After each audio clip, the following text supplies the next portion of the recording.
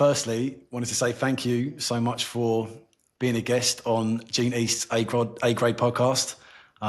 Really appreciate you taking the time to speak with me today, and super interested in the conversation. Got lots to get through, but just yeah, really appreciate you taking the time. Thanks for having me. Looking forward to it.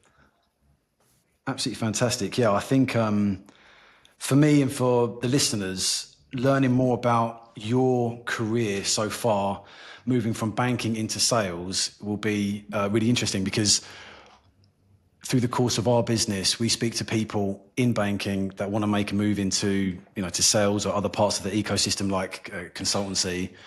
And sometimes the pathway isn't clear for them to do that. And if it is clear, it's difficult to navigate that. So, and amongst other things as well, right? So just really interested to cover those topics with you.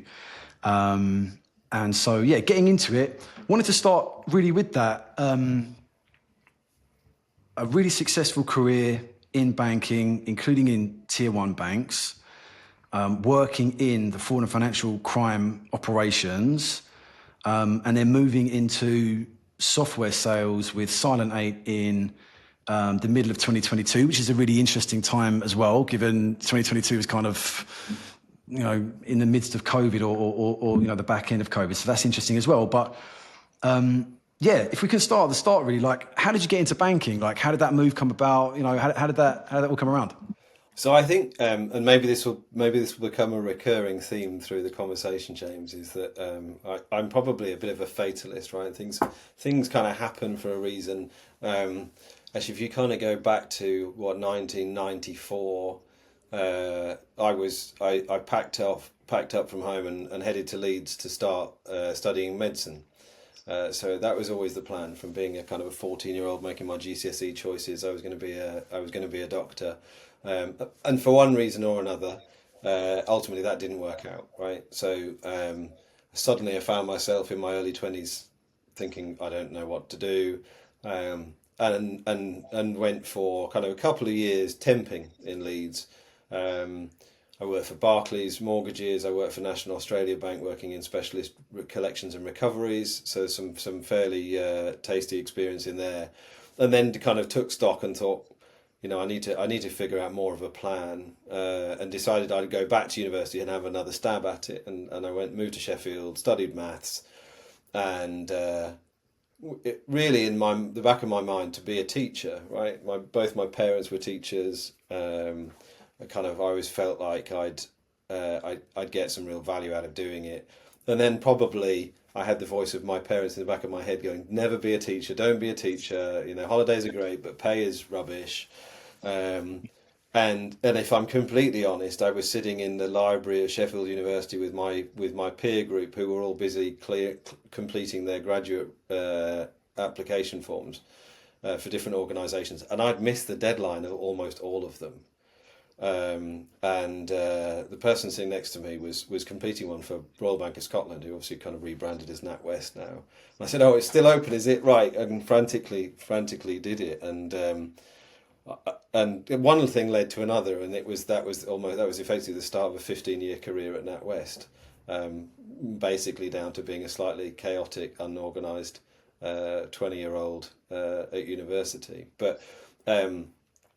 So there was a bit of fate and fortune that got me into banking, but I think the graduate program that I entered into the sort of operation shared services part of Royal Bank of Scotland or NatWest, depending on branding, was formative for me, right? And in two ways. Some of my peers had very defined routes through their graduate program, and mine was much more like, you're in this department and go and kind of carve out your career path. And it probably meant that the first few years I had at NatWest were fairly lateral, right? I went through different disciplines, working in different support. So I kind of started in credit documentation, actually doing the process, but then I moved into process optimization, performance optimization, operational risk.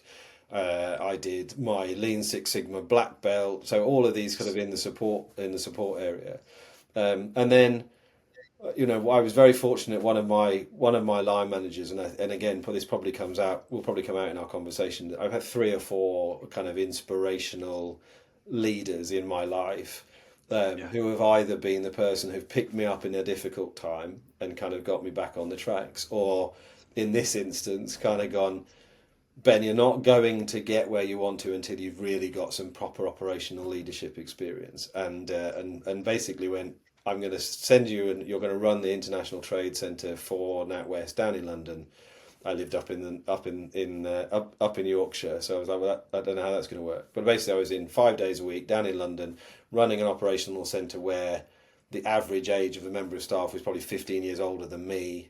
So naturally, they were kind of like, "What do you know? What do you know about trade? What do you know about leadership?" Um, and I loved it and loathed it in equal measure. But that was the thing that lit the blue touch paper for me, right? And that was the bit where I was like, I love operations, and I love leadership roles. The satisfaction of making an improvement to a customer's experience, to a process of efficiency, or an individual in your team making that next step. So anyway, so I was like, so I stayed in NatWest, as I say, for 15 years. In 2011, having kind of made a few changes along the way, that's when I started in my financial crime journey. So I took on the head of fin crime ops at NatWest in 2011, with virtually no experience of financial crime, marginal understanding, right? So it was a bit of a baptism of fire, but I came from having run an operational unit that had regulatory aspects to it, and dealing with large scale operations with very challenging SLAs, timelines, budgets, etc. So that was kind of why I was recruited into it. So I had to learn very rapidly, and had some pretty it was at a time from NatWest, this is public known, it was kind of just post regulatory action from the various regulators. So there was a huge amount of scrutiny, and it meant that everything we were doing, we were transforming. We were starting all over again in so many, re-platforming, redesigning, remediating, and again, kind of the story repeats itself. It was sort of the best of times and worst of times. A lot of soul searching, really, really challenging times from a stress level, but massively satisfying at the same time. So that was kind of my journey, that was the kind of the real, I guess, the making of me in the banking world. I kind of left NatWest and had a short spell at the Co-op Bank over in Manchester, which again had just come out of some fairly publicly aware difficult times, but was a bank that was in a process of kind of rebirth, and it's fantastic now to see how that they've recovered. And obviously with the recent acquisition from the Coventry Building Society, I took on pretty much all of customer operations there. Completely different dynamic, and had to change. I suddenly became responsible for fraud that I'd never had responsibility for, which again was another learning experience. Whole different set of technology, different stakeholders, different challenges. And then ultimately that took me to working for HSBC. So I was HSBC for 5 years, group head of name screening. Funnily enough, the theme recurs. HSBC had just kind of come out of some significant regulatory action, the deferred prosecution agreement. So it was the same, right? We were rebuilding everything in the sanction space, transaction screening and name screening. And I had a fantastic time there. Another very influential manager. I don't need to name check him. People will figure out if it's screening and it's HSBC who that person is. But I grew hugely from that. And ultimately, that's kind of where I got. That was not the end of my banking career, because who knows? But that's kind of the whistle stop of the banking career. And I think in terms of the things that's got me is kind of the desire to improve things, whether that's process and operation, customer experience, or the day-to-day life of the people who work with you.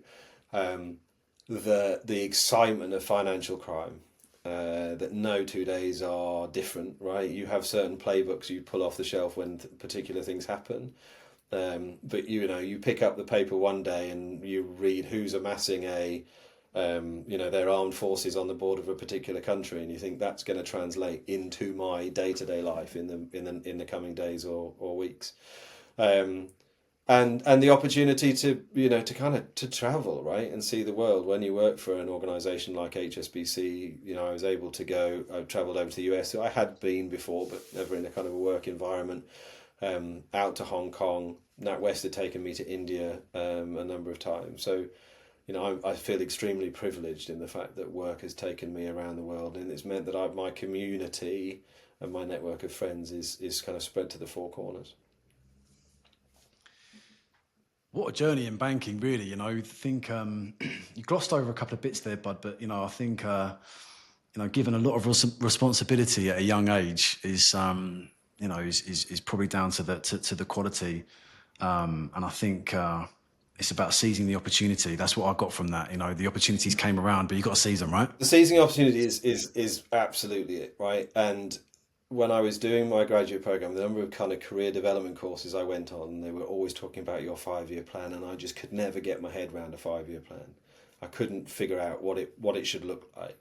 And actually, that's not really how my career has panned out, right? It's always been do the best you can do in the job you're doing, and demonstrate it and kind of build that credibility and make sure you're engaging with stakeholders. Not that you're sucking up to management, but make sure that you're putting those successes up on the board so people see them.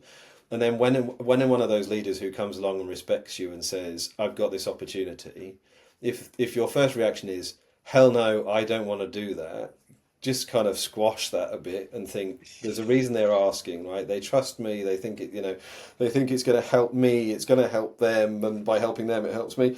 That was a repeat. There are a number of times where I haven't had the 5-year plan. Very rarely have I, and it's kind of diverted in all sorts of different directions.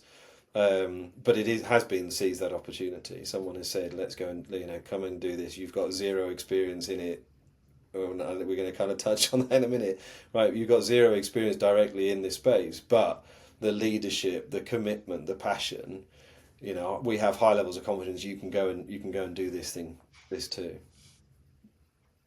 Yeah, we are going to come on to that in a minute. So yeah, but super interesting. I think having mentors believe in your ability to get it done, I think is so influential, to give you the confidence to do it. But again, it's like in a boxing match when the ring goes, when the bell goes, you're in there. You kind of got to make it happen, right? It's on you. So You have, and I've had, and I think that the point you make about mentors is really important, and actually trying to identify a range of mentors who bring a different thing to you. So not necessarily the industry that they're in, not necessarily the seniority in, but actually the nature of the relationship they're going to have with you, right? So I think I have 3 people who I would treat as mentors. I don't think we necessarily tag it as that relationship, right? And there's one who is very much they're the person when I'm feeling down in the dumps,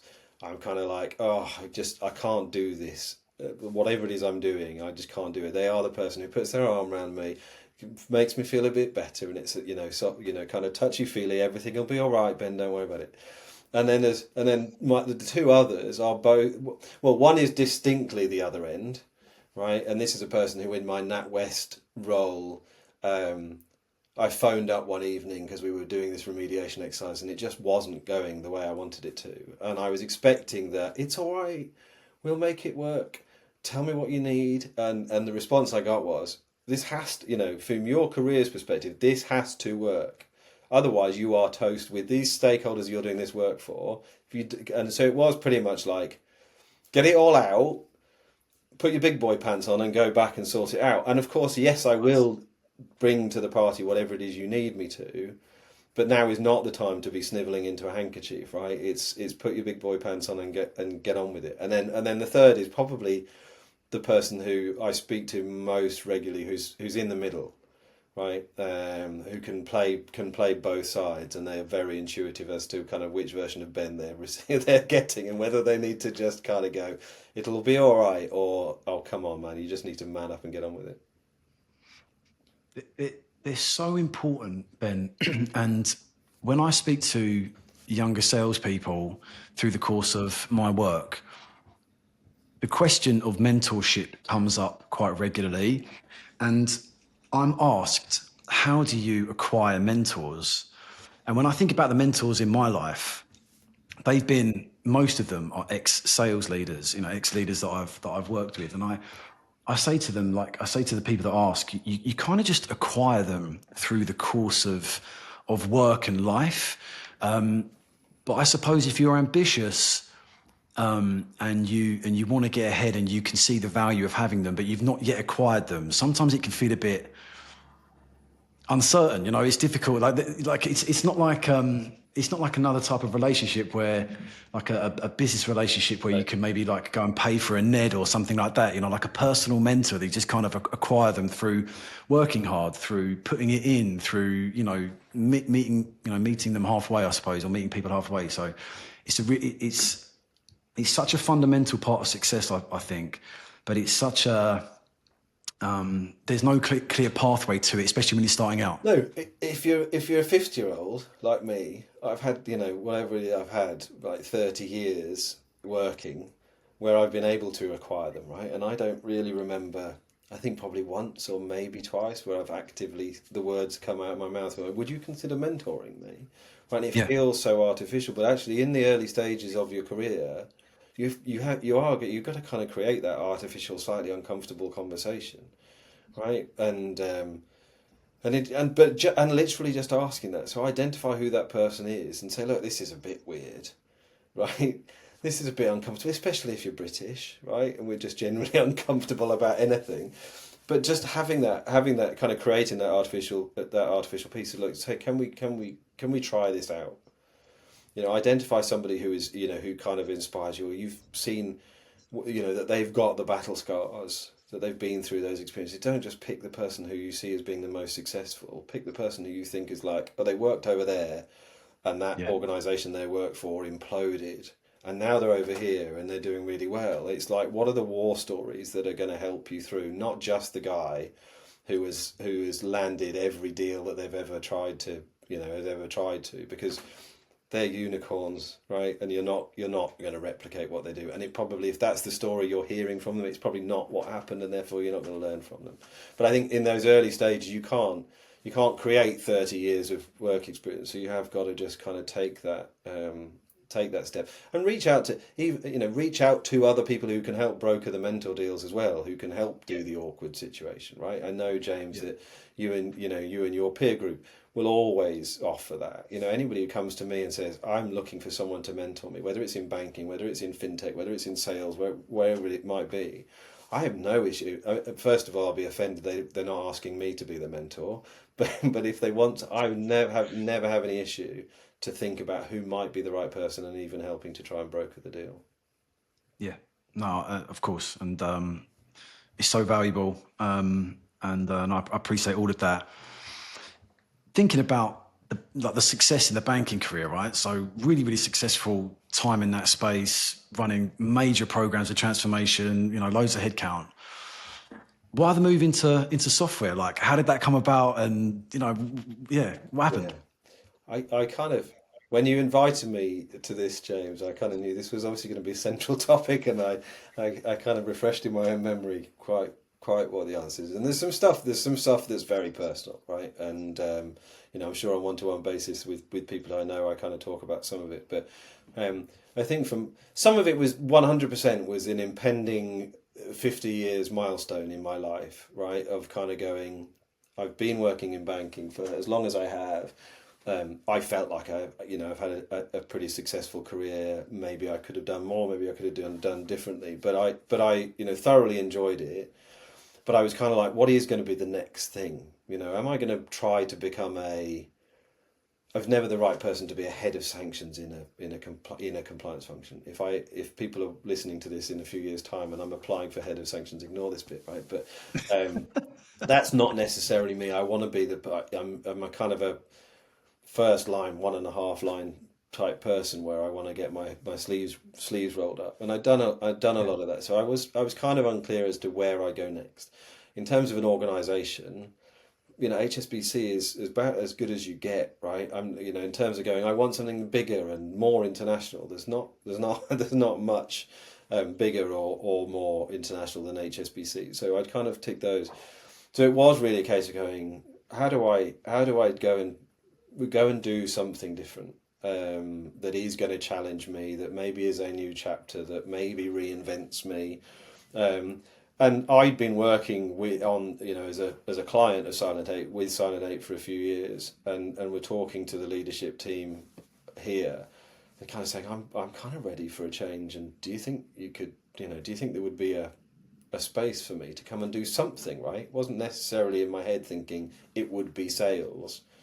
But the experience I've got on the client side is that something that can be utilised by Silent 8.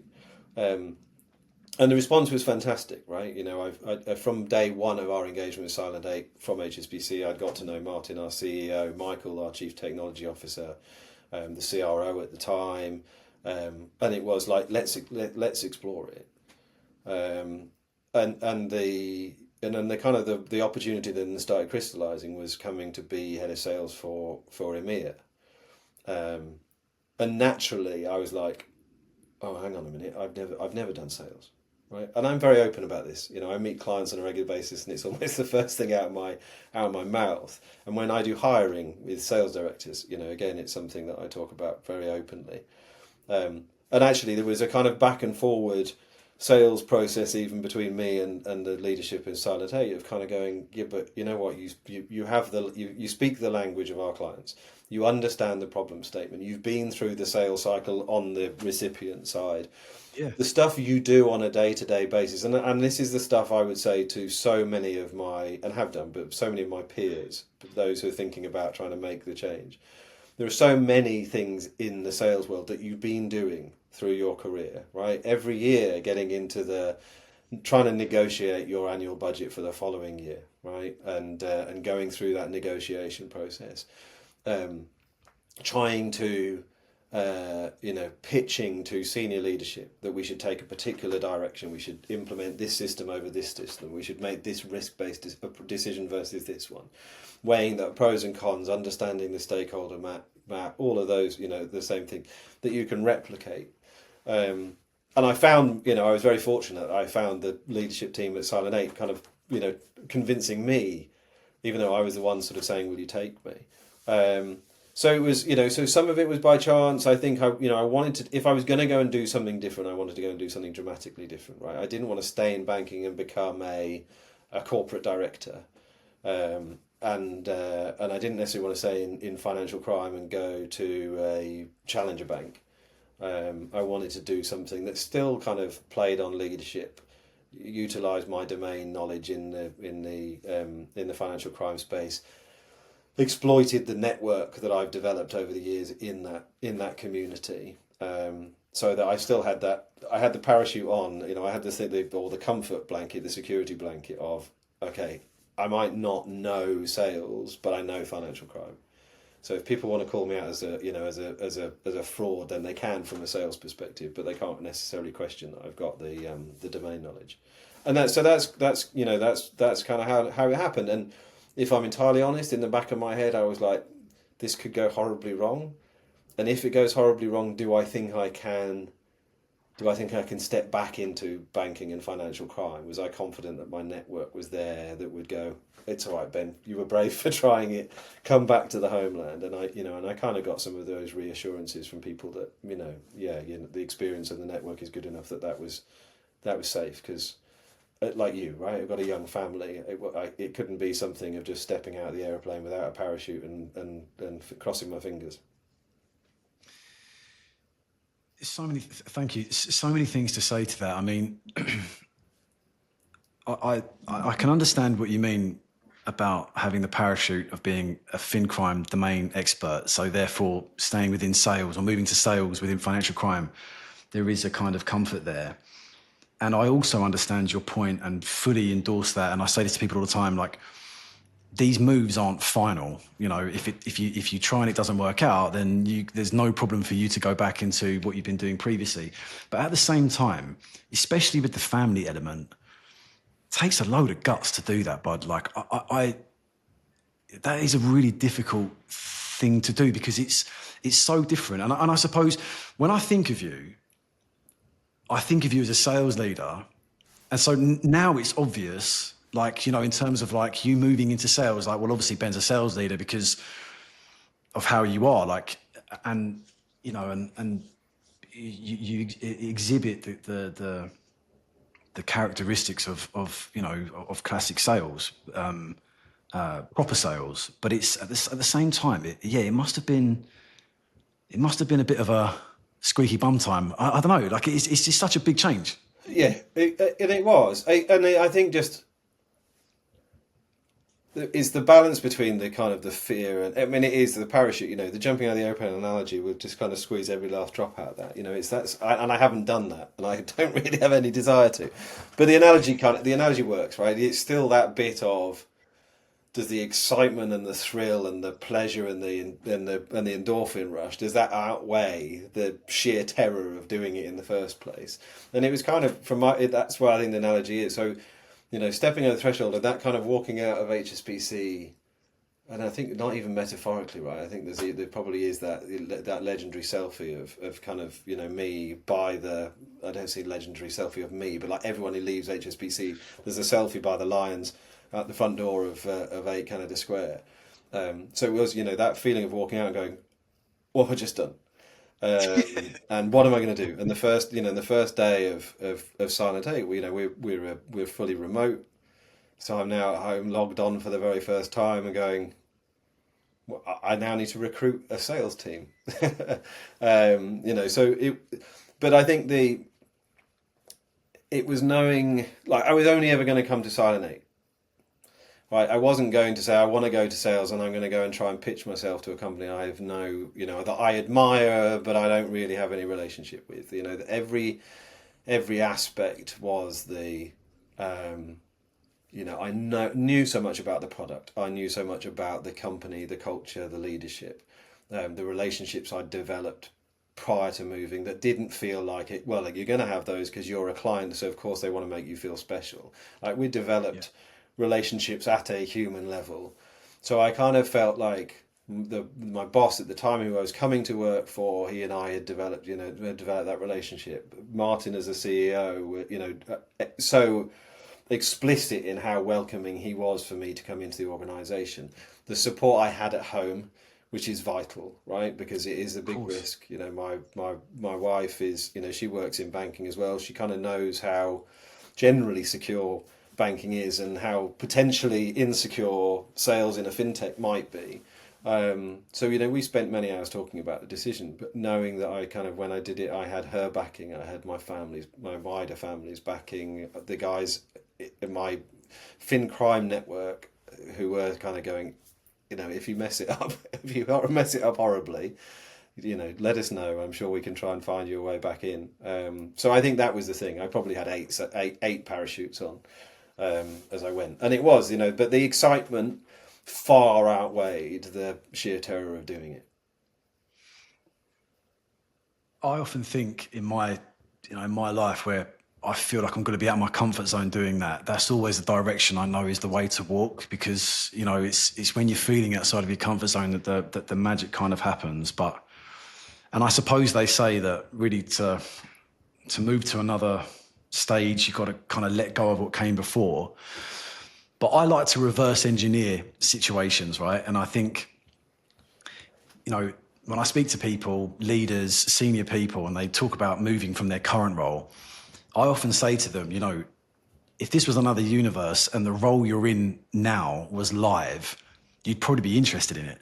Like, people, for whatever reason, want to change, but like some people, as you said, like leaving that role in HSBC, like leaving HSBC full stop, is a big decision, and then to move into sales, I think so many people, there's a lot to take away from that. The relationship you have with Silent 8, and then being a great business as well, I think is obviously fundamental to that. And I think we see that move less than what we see, as in like HSBC running financial crime and then going into sales. We see that less. What we see a lot more is in that sort of role in HSBC, and they're moving into like an SME position, where they're talking to the customer's language, but they're not first through the door. So yeah, so much to take from that. And thinking about the move into Sunday, like you said, started working remote, like coming out of HSBC, Canada Square, whatever. It's an amazing office in Canary Wharf, and then, working from home. How important was like the first few months of that transition, like getting off to a good start, being made to feel like welcome, and I always think how someone onboards is really indicative of how of the trajectory of success. Yeah, so the early success is really important. I think the two, for me, in my head, the two things that I knew I needed to do was to kind of feel like I'd landed was build a good team, because that's kind of, I guess that's in my DNA is building good teams around me, and I feel like I've done that in the last 3-4 jobs, and then get a win on the board. And when I joined Saturday, we had a slightly different structure the way we do now, where we have regional sales leads or VPs. So we had guys in the US, me, and a guy out in Asia, and I was the last to join. And they'd established their team, so I was definitely feeling like, right, I've got to play catch up. And I am inherently a competitive person, right? Even if I try and put an outward perspective that's not the case. And recruiting a team, I feel like my core team that I built in for EMEA was fantastic, right? We had a real blend of youth and experience, like building a kind of championship level football team, right? Of ensuring you've kind of got every different aspect, and diversity. So we built that team pretty quickly, and then probably because of my existing network, we were having really active conversations with clients really, really early on. So we were getting to the stage, I joined on the 1st of July 2022. And then I was on my own, right? My two sales directors at the time joined in September, October time. But by Christmas, we had 3 or 4 proof of value exercises signed up to by clients, right? And we know that the sales cycle is going to be long, but getting to that stage of going, as we go into our first full year, we've got a platform to build from. Although I probably haven't said it as much nowadays, in those early days where we had these regional teams rather than me running it globally, the thing I used to say almost a weekly basis to my team is like, it's not a competition, but we're winning, right? We obviously want the other regions to do very well, and I'm not going to be out, but it was like, we've got 3, 4, whatever it was, proof of values, and the other regions are kind of 2 each, and we were the last to be built. So I'm not going to say it publicly, but within the confines of this team, we're smashing it. And I think that's a bit of, and if people who worked in my teams before now are listening to this, they'll go, yeah, Ben, that's what you say in every team you've ever run. But it is that bit of slightly tongue in cheek, slightly real. I'm not an out and out. I'm not one of kind of the sales leader of maybe of the previous decade, where it was kind of Wolf of Wall Street type stuff. So it's trying to do that slightly British, slightly competitive, getting that team spirit and that competitiveness going. So it was, that bit. So by the time I kind of hit Christmas so after 6 months, I was like, okay, I deserve to be here. I've done enough, hopefully, to prove to people in the early stages that they haven't made a horrific mistake in hiring me. Yeah, I mean, I think having those successes, that ability, Ben, to be able to go in and speak to those customers in a language they understand, and have the credibility that having sat their side of that desk would have given you, coupled with probably the natural ability to define a problem and provide a solution, obviously, stood you in such great stead. And I think that getting off to a good start for all levels of sales is so important. The circumstances, the infrastructure around you has to be created that allows you to be successful. But again, it's kind of on you to to go and do that. And it's interesting as well. I was smiling when you were talking about the competitiveness. It's not win at all costs. It's not, we wouldn't trade our integrity to win. But at the same time, we want to win. We're here to win. And we are obviously British, but it's. I love competitive people. I love that competitive streak. It's with the guys on the sales team. It's we have little internal competitions that we're running and all the rest of it because you want to win, right? You want to win in the right way, but you want to win. Yeah, and I think that bit, just go back briefly, James, when you said about getting the early win on the board. I think in the industry that we're in, and the industry that we're selling into, right? The kind of the tier one banks in financial crime. These aren't deals. These aren't stack it high, sell it cheap stuff. This is an extremely long sales cycle, very involved. So that getting the win is important, but realistically, when you first join as a sales director into a firm like ours, you can't be kind of going, well, my win is signing this massive global bank, right? Because that's not going to happen in the first month, 3 months, whatever else. So actually, hopefully your sales leader is helping you by giving you some of those incentives along the way. But some of those self-identified wins, right? Pushing up, upward management of your sales leader of actually what I want to get to in my first 30 days is I want to have landed 2-3 discovery calls with clients. I want to have been able to have attended a conference and walk away with a dozen meaningful leads, right? Some of those sales, so that you've got, if your organization isn't giving them to you, that you've identified themselves. What is really important to you? Is it the fact that you've done your first, mock presentation and you've got a pat on the back for it, or you've got that discovery call, or you've created your first opportunity in whichever CRM tool you have, whatever little thing it might be, just so that you genuinely feel you make a difference. Because you can go for long periods of time with kind of nothing happening, and it can be demoralizing, right? That's one of the biggest differences for me moving into the sales space is that uncertainty, right?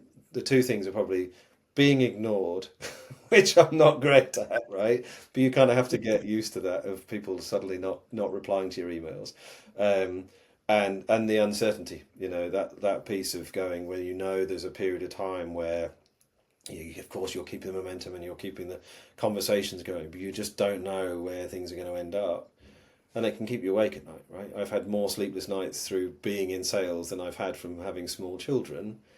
But I think now, with 3 years in, I've kind of, both in terms of practical, professional ways and kind of, looking after my own mental health, the combination of those two things, that's less often.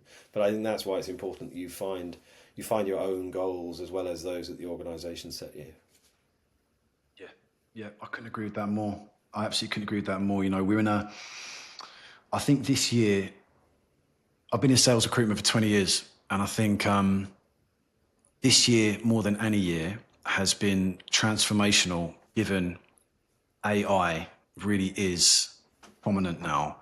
And what that's meant is a range of different things. But I think that for younger people joining the sales ranks, and for experienced salespeople, what this year has been for a lot of us is uncertain. It's much harder to predict than what it was prior to COVID, really. Since 2020, it's been, which is interesting because, you've been in sales since 2022. I say to people often that have joined the sales ranks since COVID that it's just been so unsettled. But going back to your point, being able to think through successes that you've had, being able to think about goals that you want to achieve outside of the big contract win, that are getting you closer to that result, is absolutely instrumental. Because we're so busy, sometimes you can't see the woods for the trees, your head's down, you're grafting, and you can't actually step back and think, actually, do you know what? I've achieved these goals and I actually am closer to getting where I want to be. Is such great advice, and it's fundamental, because otherwise you can get your head in a spin about not that final step of the sales process when actually you are moving, you are progressing through it. Yeah, absolutely. It is. And I think, and that's why it's why you've got to be, I guess the and I kind of touched on it. You've got to have the kind of the work stuff, right? That says I've got the framework, I've got the approach, I've got the methodology, so that actually can I check, have I, am I doing all of the right things? So when I close my laptop at the end of the night, if an opportunity has progressed, hasn't progressed, it's not because I haven't I haven't done a particular part, that I'm single threaded with a stakeholder, or I haven't really understood the problem statement, or I've, whatever. So I have that peace of mind, and then the other peace of mind is looking after your own mental health, right? Outside of this, you and I have talked about, how do you find the time for you to do if it's exercise, or it's reading a book, or it's just spending time with your kids that ground you. It's really Yeah. important. If I'm honest, my hesitancy about coming to sales was a kind of a preconceived, stereotypical view of what a salesperson was, right? Yeah. And that being a guy in their mid-20s in a flash suit, with their flash watch, strutting through, London and being a bit abrasive, right? I'm pleased to say that's pretty rare. They do exist, right? But it's pretty rare. But there's still a bit of that inside in a salesperson of, you've got to be a bit, you have got to be a bit cocky and confident. You've got to get that right level of it. And it's quite hard then if you are in that, uber self. I know I can land this deal. I know I can hit my quota. I know I can get the client to say yes. It's quite hard then on the flip side to go, I'm struggling, right? I don't know if I can do this as well as I'm telling people I can do, or that I can meet my quota, or that I have got the level of expertise to convince the client this way or that way. I think that it's a, and this is men and women in the sales piece. There's an expectation of this level of self-belief and self-confidence that probably Yeah. means that people squash down the doubt that might persist. And I think that's why it's really important of having, I think in my team we have very open culture of just going, oh, this is a bit, this is a bit tough, this isn't how it was, and the rest of the team, the being there to kind of pick them up and dust them off and kind of reassure them. And if that's in work, out of work, but anyone going into this, I think I wished I'd done it a bit more. I think because of making the decision to do it, I kind of went in going, I've got to be super confident. I've got to make this an absolute success. And it probably took a while before I had the honesty of talking to my mentors, to my wife, to friends, and going, oh, I didn't sleep at all last night because I'm really worried that this imposter syndrome has crept in, and going, what the hell am I doing here? I'm being asked to run run a European sales team, and I don't know what I'm doing. So that's a vitally important piece that I think mental health is up there in the headlines. But I do think this is a particular industry where it's not necessarily given the as much airtime as it should have. Again, I couldn't agree with you more. Everything you said there is exactly how it is. You have to exude confidence.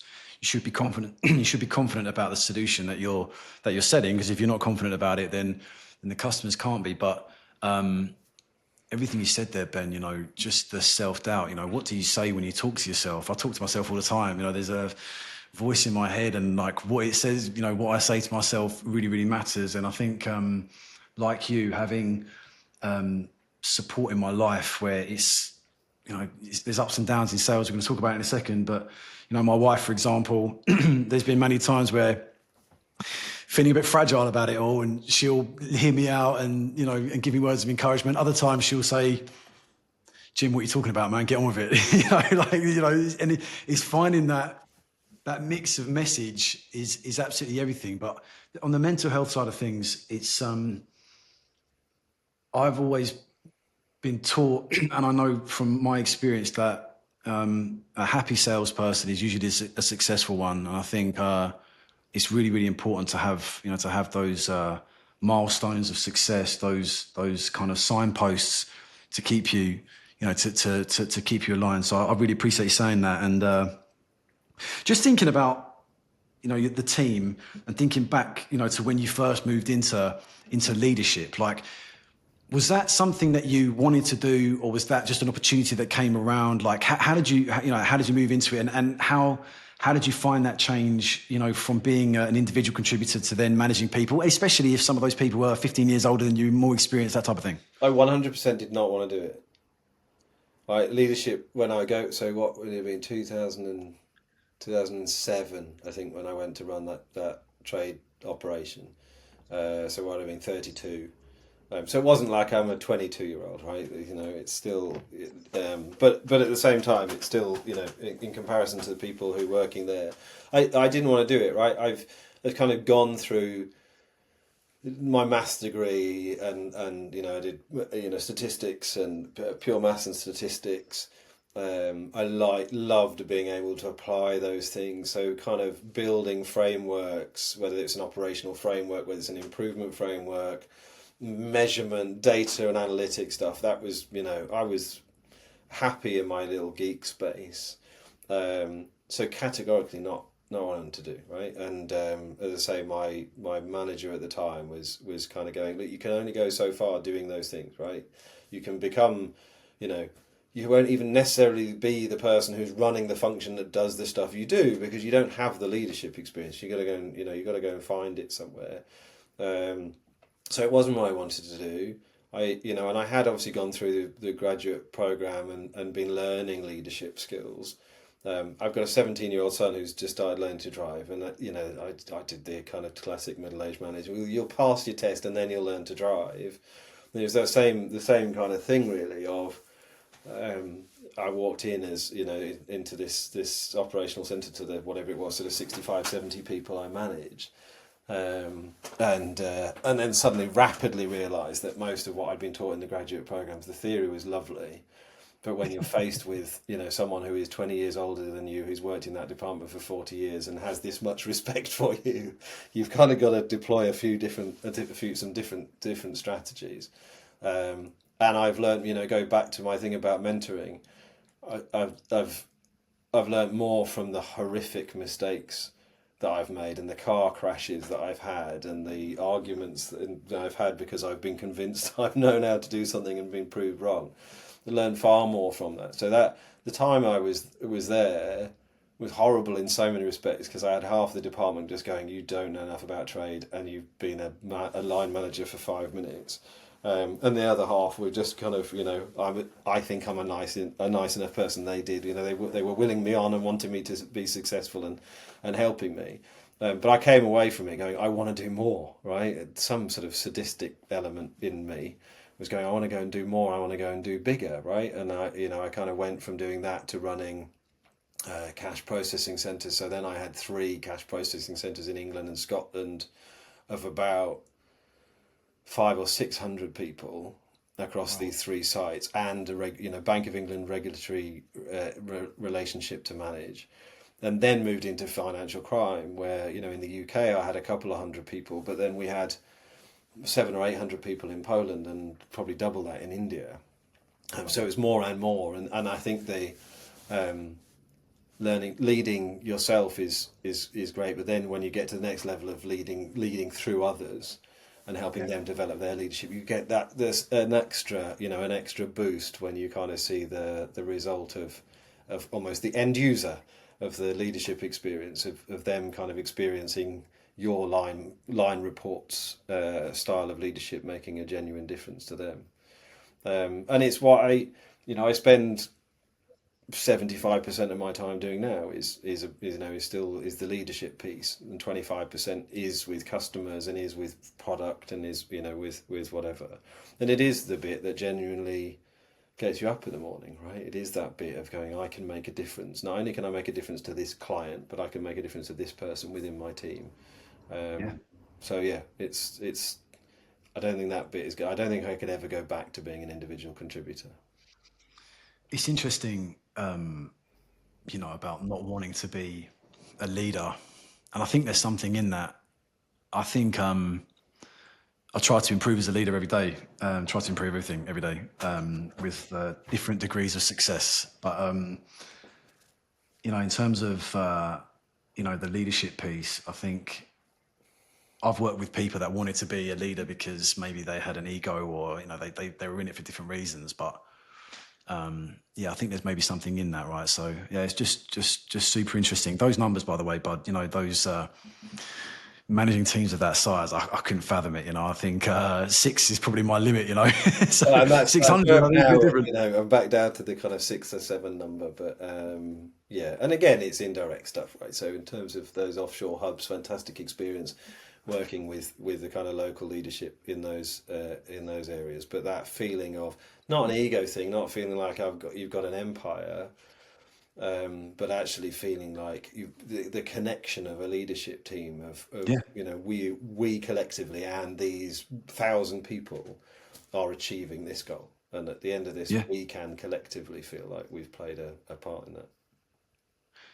Yeah, the leaders that have had an influence on me over my life, still think about them regularly, in contact with many of them, right? So they're just fundamental. Thinking about moving into sales and selling into major banking institutions and major FIs, which Silent 8 does. Those sales cycles, long sales cycles, many stakeholders touching loads of different parts of the business. Like, how was it different being on the sales side to what you expected it to be? Or given that you were on the other side of the desk for so many years, was it kind of as you expected? Was there clear differences? Um, I thought maybe it'd be a bit easier, right? In terms of the wider stakeholder engagement piece, when you're kind of talking to an organization, I kind of feel like I'd always reflect back on if I was on the client side, and assuming I did want to do business with the vendor, right? Can't pretend that when I was on the banking side that I was always opening my door to every vendor who wanted to come and talk to me. But where we did, if a vendor was kind of like, oh, I think we need to talk to your technology team, your procurement team, whatever else, I was always keen to facilitate it, right? And I would, and I'd kind of see myself as being the kind of internal champion of trying to facilitate those things. But that's not necessarily the experience we get all the time, and that's no criticism of the organisations we work with. That I remind my team on a regular basis that the priorities of the people we are dealing with are so widespread that it's up to us to keep kind of driving the momentum and saying, look, can you help us here? Can you find this? That we think we think these are the people we should be talking to in your technology team, and asking them to validate it rather than necessarily doing the outreach. Because that is ultimately the most important piece of the puzzle, certainly early on, is making sure that you are engaging as widely as you possibly can. I think some of the early mistakes that I made and my team made were having an amazing champion in an organisation, but being very single-threaded, and you're getting to the stage where, God forbid, they left, but more than likely they kind of reached a point where it had to go to a committee in a much wider piece, and you suddenly are going, oh, hang on, our champion is the only proponent and everybody else is against this piece. So yeah, so I maybe thought that kind of engagement piece would be easier than it is, but again, I've learned, the team have learned how important it is to kind of get wider and wider and wider, and use the methodologies that are available to do that. But it's it's an evolving industry, as you said, right? We're an AI business, and we've been an AI business for a decade. AI is exponentially accelerating in organisations, and actually, what we find, kind of not counterintuitively, is almost like sales processes get longer because organisations are now implementing more governance to deal with AI vendors, right? We were working as another vendor before, and now it's like, oh, we've got a whole new AI governance. Model risk management, has grown exponentially in organisations, and in many of those, it's evolving while we're in the sales process. So it's not even that we're aiming at a fixed target. The clients are learning, and then the final piece is actually the frequency that someone in my old role at HSBC, the frequency of people in those organisations that where they bring a brand new vendor in that has a significant impact to the organisation. The number of times you do that in unless you're working in procurement or you're working in product, if you're kind of in the compliance space, the number of times you do it is once, twice.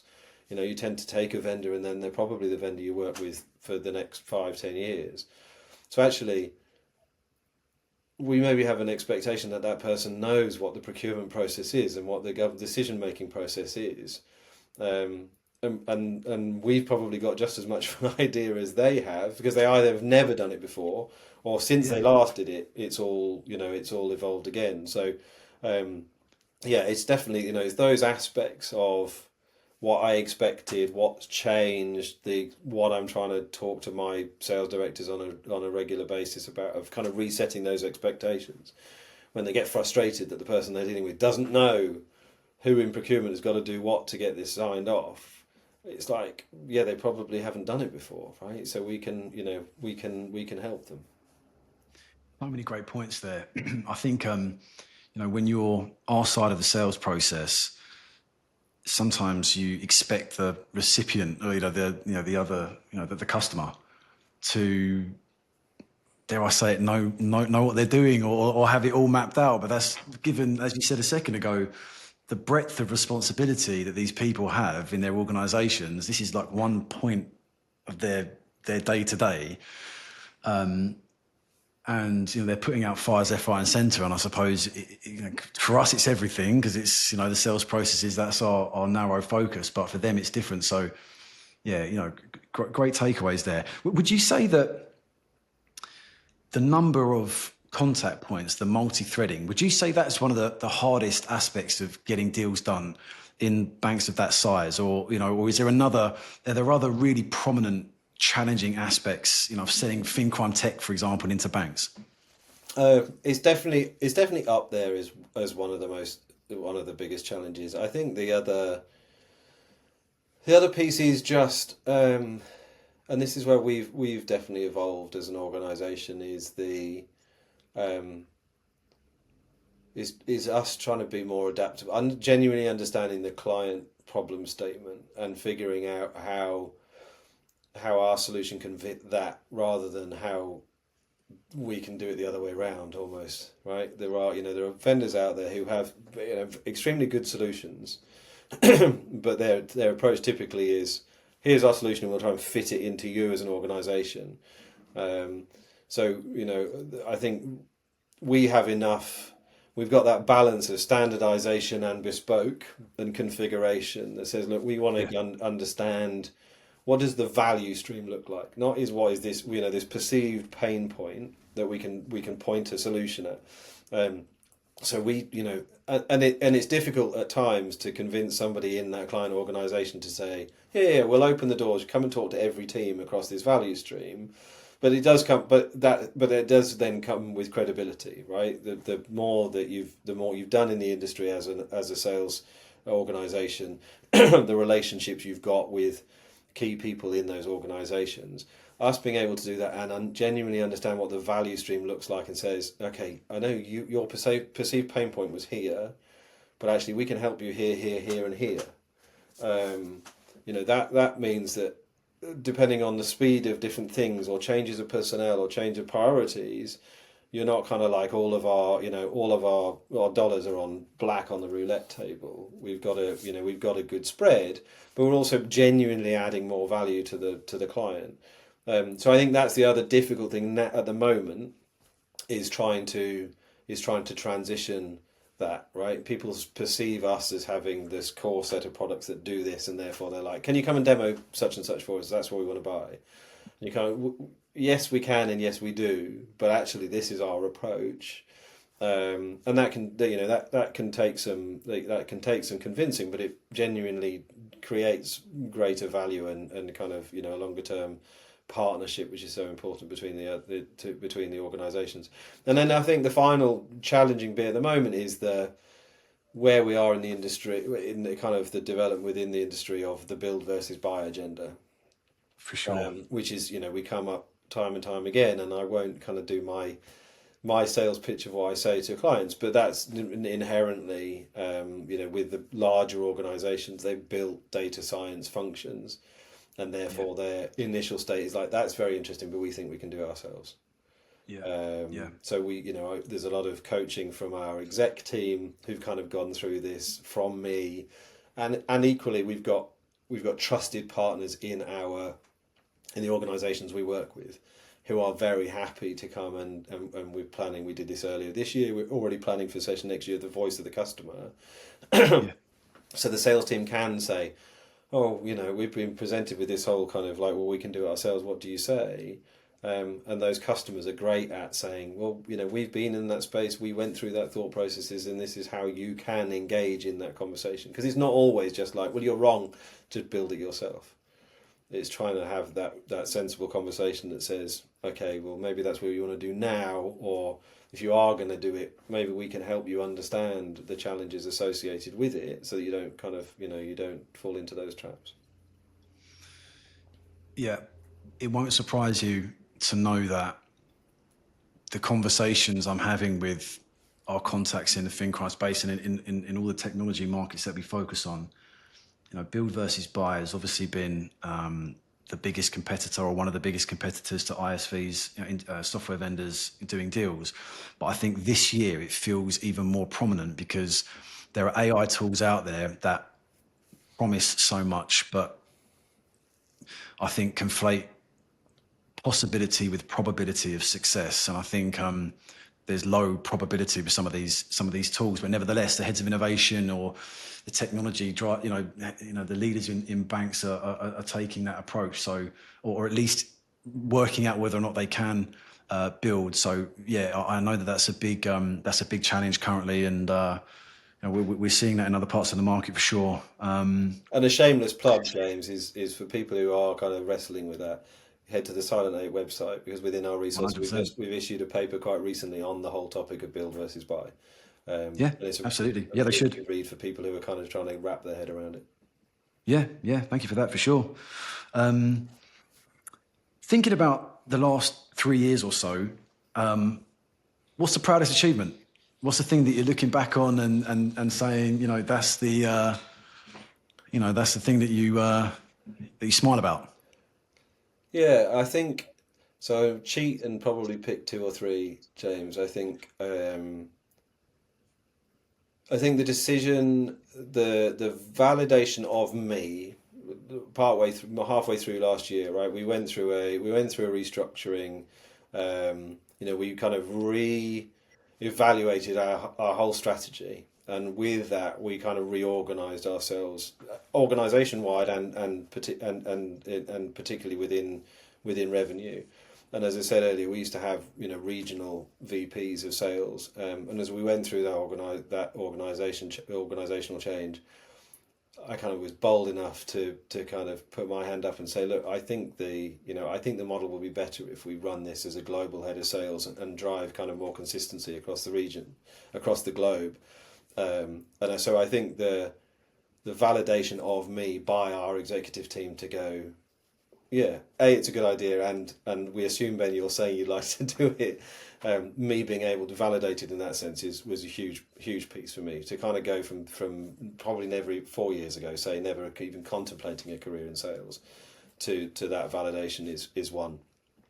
Yeah, Without naming the client, the first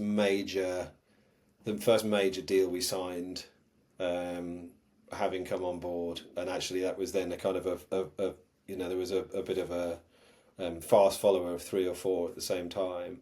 nice. That for the ink on the signature of that first deal was massive, right? And that is why people do it. Ultimately, you're not here just to spend time having nice conversations. You're here to sign deals and make money. So that naturally, that first signing that first deal was an extreme moment of pride. But I think the third one, and I don't think it's a cop out. Actually, I'm just proud of the fact that I did make the change. Right, I'm Yeah, proud that I did go and do something that not many people go and do, no, and yeah, that 3 years later I'm essentially still doing it, rather than going, I did it for 6 months and then ran back to banking. So that, from my perspective of doing it, it's it's regularly a conversation point. It's not something. It's not a particularly common path. So I'm really proud of the fact that I'm one of those people, and hopefully for people thinking about it, that maybe I'm proof that it's a feasible and plausible change. 100%. And going back to the point that you made about like the validation and getting the deal signed, when I think about when I first started Gene East, when you first onboard, the new customers and you start doing deals, and then when you hire people and they're successful, it's all validation, and it means such a great deal when you're passionate about your career and you want to get it done. The difference between me starting Gene East is that I was always a recruiter, right? So I think, you know what I mean? Like it's probably a much easier route for me to take than what it was for you, and so I can absolutely appreciate, and it's fantastic to see, obviously, and long may that continue. On the flip side, always make mistakes. I make mistakes every single day, left, right, and centre. Any ones that stand out? Any things that you? I did get to. Yeah, I mean nothing too bad, right? Nothing fundamental, but anything that that in hindsight, could have been avoided. Maybe, I don't know. Yeah, I don't know. I don't know. So yeah, I'm sure there are, right? But I guess I'm one of those people who kind of like says, you make your mistakes, you learn from them. Would you go and do things differently, or have things worked out in the way they have because of those decisions? I think, would I go back and would I try and some of the things that we've done over the last 3 years? If I had more experience in sales, would I maybe have implemented them earlier? And would that have made my life easier? Would it have made the team's life easier? There will definitely have been some mistakes and the biggest mistake is preconceptions, right, and assumptions. I'm assuming that the client is going to make this decision, or they're going to work along this timeline, or whatever.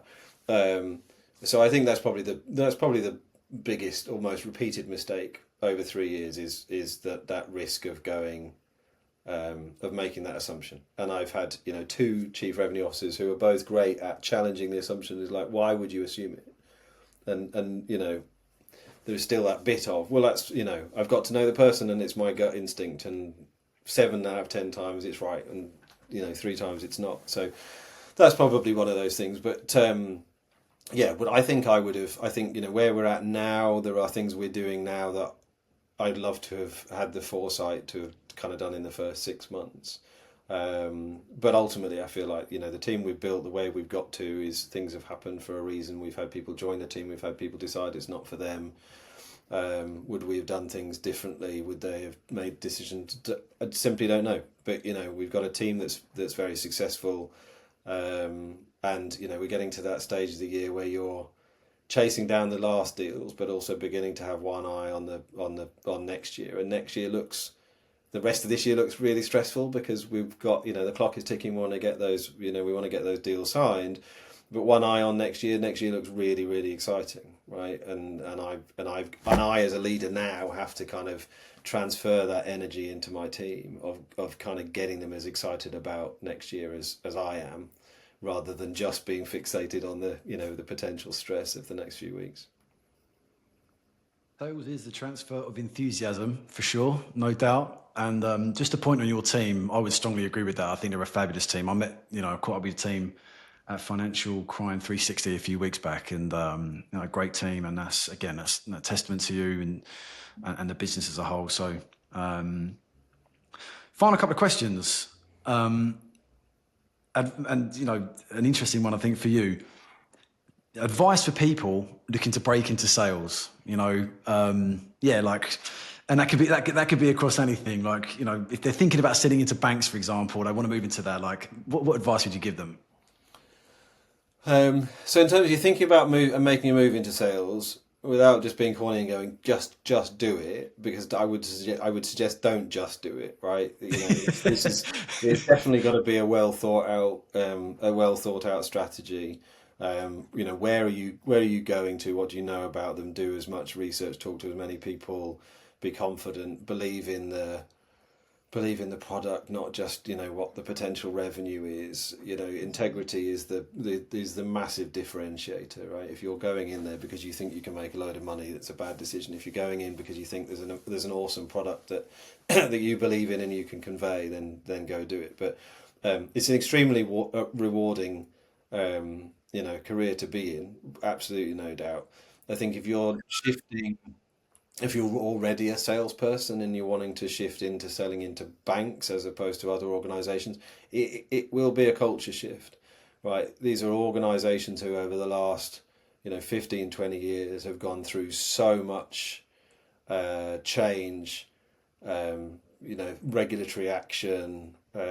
Clearly kind of go back to kind of critical points over the last 20 years. It's understandable why, but it means that processes take longer. They are bigger organizations to navigate. Their governance evolves on almost a daily basis. But there are incredible people in those organizations, right, who you get to know, and you get to know their stories. And if you have integrity, they'll invest not just financially in you. They will invest their time in you.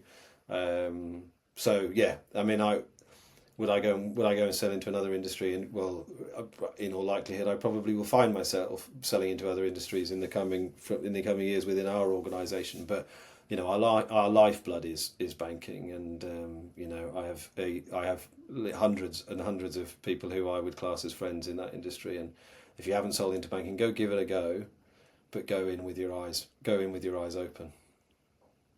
100%. Good advice. What about the mindset for leadership?